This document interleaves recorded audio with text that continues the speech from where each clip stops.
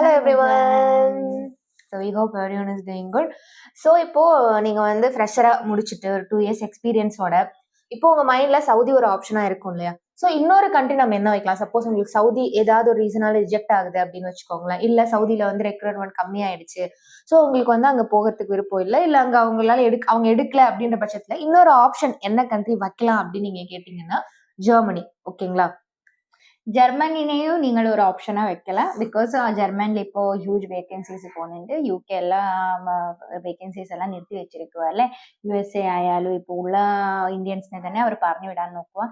So അതുകൊണ്ട് USA UK നമുക്കൊരു ഇപ്പോൾ എടുക്കാൻ ആവാത്ത സാഹചര്യത്തിൽ നമുക്ക് ജർമ്മൻ ചൂസ് ആക്കാം. ജർമ്മൻ നല്ലതെന്ന് പറയുന്നുണ്ട്, നമുക്കറിയില്ല.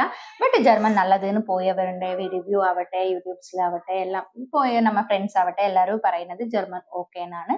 ബട്ട് ജർമ്മൻ പോകുന്നത് ഒരു ഡിഫിക്കൽട്ടി എന്ന് പറയുന്നത് ലാംഗ്വേജ് ആണ്. ലാംഗ്വേജ് പാസ്സായാൽ നമുക്ക് ഈസി ആയിട്ട് കയറി പോകാം. We are also preparing for German language.